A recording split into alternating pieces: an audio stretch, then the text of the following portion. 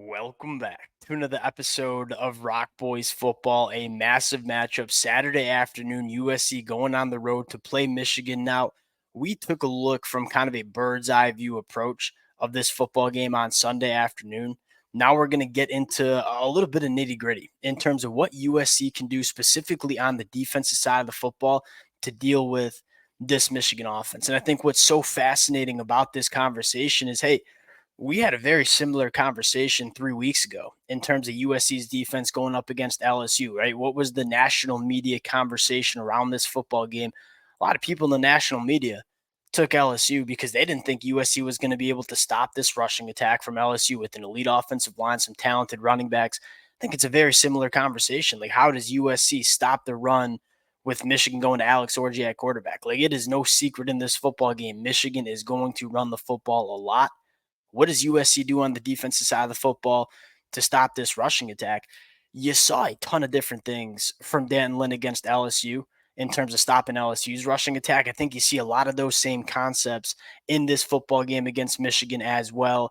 Want to get into a few concepts and schemes that Dan Lynn went to against LSU that I think we see a lot Saturday afternoon for Michigan as well. Fired up to get into it now. Before we get into it, as always, just want to say thank you to you guys and to the USC fans. I can't tell you how much the support has meant to the boys really over the last couple of weeks and months, even during the offseason. Many of y'all know I love talking about this program. The amount of support y'all have shown means the world. If you guys do enjoy the content, consider subscribing to the channel. Much more importantly, would love to hear from you guys in the comment section as well. And without further ado, let's get into this one. I want to start with three linebacker sets for USC. Now, we saw USC go to this against LSU in Las Vegas. I think we're going to see them go to it a lot in this football game against Michigan as well.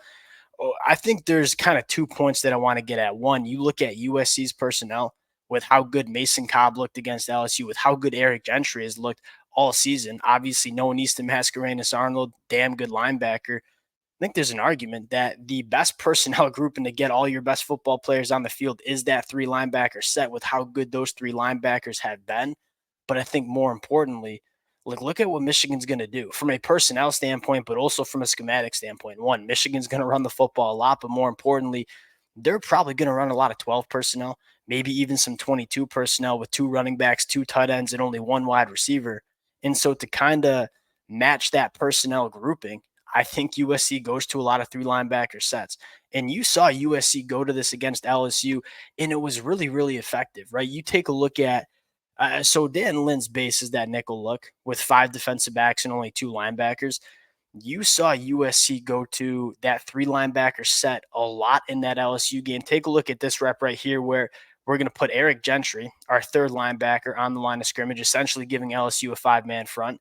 And then we're going to have Easton Mascarenas Arnold and Mason Cobb, and we're even going to walk up Achille Arnold into the box. You saw a lot of these looks against LSU Sunday night in Las Vegas a couple weeks ago. I think you're going to see a lot of these looks as well, and it really does a couple of different things. One, having three linebackers obviously is going to help you stop the run from a personnel standpoint, but when you can put a guy like Eric Gentry along the lines of scrimmage with how athletic he is, he's a difference maker. It kind of messes with the blocking schemes, and as you see this play out, I mean, there's not many linebackers in the country that can scream down the line of scrimmage and make this play. Eric Gentry is one of them with how long and athletic he is. So I would expect LSU or USC, that is, to go to a lot of three linebacker sets, not only because I think it's the best personnel grouping to stop the run, but more importantly, it kind of is going to match what Michigan's going to go to. Because you look at this play right here, they're going two tight end sets. So they're in 12 personnel here with two tight ends and a running back. Michigan's going to stay in that personnel grouping most of this football game. And so I think how does USC respond is they probably do have three linebacker sets, and they're going to do it in a lot of different ways. I'm a huge fan of walking Eric Gentry to the line of scrimmage, letting him scream downhill and make plays. Now, I think the second thing we might see USC try to go to here is just kind of simply walking your safeties into the box. Now, one of the biggest problems, like as a Michigan fan myself, the biggest problem with this Michigan offense is how one-dimensional it is. Like, Michigan has not shown that they can attack the deeper third. And so you're sitting there and you're USC saying, we ain't really worried about a guy like Samaj Morgan or Tyler Morris working vertically down the field because they haven't shown that they can hit those kind of plays or are willing to make those kind of plays and push the ball down the field. And so you can walk in a guy like Achille Arnold or Kamari Ramsey into that box and give you another player in that tackle box to come and stop the run. You saw USC go to this a lot against LSU, which was kind of surprising given how talented LSU was at the wide receiver and quarterback spot. That being said, I think it speaks to Dan Lynn and Lincoln Riley's confidence in the cornerbacks. Hey, we can leave them on islands. We're going to leave one safety high, and we're really going to put our personnel and kind of scheme it up so we have a better chance of stopping the run. Taking a look at this play right here, like late right now, LSU 2nd and 8. They're looking at a light box, right? 4 down linemen, 2 linebackers. But as you snap, like post snap, I mean, Achille Arnold's coming right into the tackle box, essentially adding a 7th defender into that tackle box to stop the run. And USC has a lot of success stopping the run. And so not only going to 3 linebacker sets, but walking your safeties into the box, Dan Lynn's got a ton of different ways that he can give Michigan some problems in terms of running the football. And I think finally, and probably my favorite aspect of what we saw from Dan Lynn against LSU. And again, we're going to the LSU film because I think it's a very similar kind of game plan for USC. Like, what are the different ways we can scheme up on defense to stop this Michigan rushing attack? I think the same conversations were being had heading into that LSU game, mixing up the defensive fronts. I think Dan Lynn did a genius job of doing this against LSU, where you take a look, very similar to what we talked about when you walk up Eric Gentry to the line of scrimmage. Take a look at this look from USC, where we got basically a 6-man front, and we're walking up everybody to the line of scrimmage. And again, I think it leaves a lot of guys unblocked. It gives this LSU offensive line, it'll give this Michigan offensive line a lot of different problems. Again, you go back to this look here. I think USC is very comfortable giving this look to Michigan, where you're kind of leaving your wide receivers or the LSU wide receivers and cornerbacks kind of on islands. But if you're USC going into this football game, like, are we that concerned about Michigan beating us on the outside with their quarterback and wide receivers? I don't think so. So I think you see a lot of these kind of looks where, hey, we're going to sell out against the run. We're going to make Alex Orji and this Michigan offense show that they can beat us vertically down the field. Because again, we haven't really seen them show it. Not only is Alex Orji kind of an unproven passer, but I would argue that, Michigan doesn't have a ton of difference makers at the wide receiver spot. You look at CJ Daniels and Kyron Lacey, I'd take them kind of any day of the week over what Michigan has at wide receiver. So if USC is comfortable leaving their defensive backs on islands against LSU, I think they're going to be pretty dang comfortable leaving these USC defensive backs on islands against the Michigan wide receivers as well. Now, going to the offensive side of the football, again, I think the large conversation for Coach Lynn and this defensive coaching staff is just, what are different ways that we can stop the rushing attack for Michigan? I think 3 linebacker sets, safeties into the box, different defensive fronts. Moving over to the offensive side of the football, there's a couple of different things I think USC can do to move the football against what I think is a really good Michigan defense. I don't know if it's as deep as it was last year, but from a pure talent standpoint, it's pretty dang good.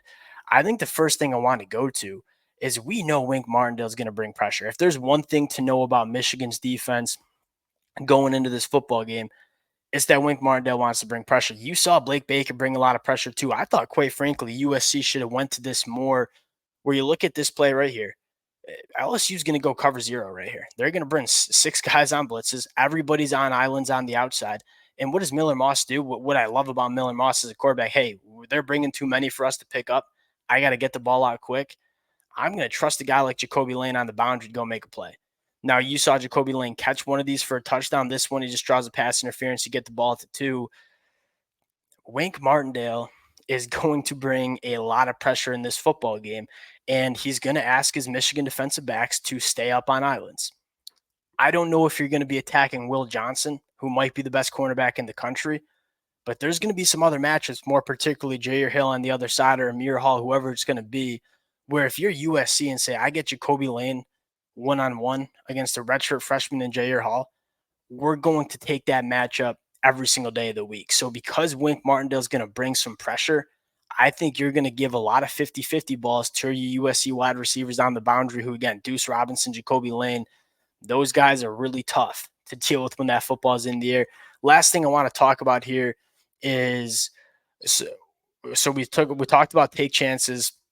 on the outside. The last thing I want to talk about here is misdirection on offense. This is something that Coach Sark had a lot of success with against Michigan, where one of the Michigan's defense is extremely aggressive, not only with their blitzes, but in terms of how they go after the football. Like, it is a downhill approach. They're firing downhill, for lack of better terms.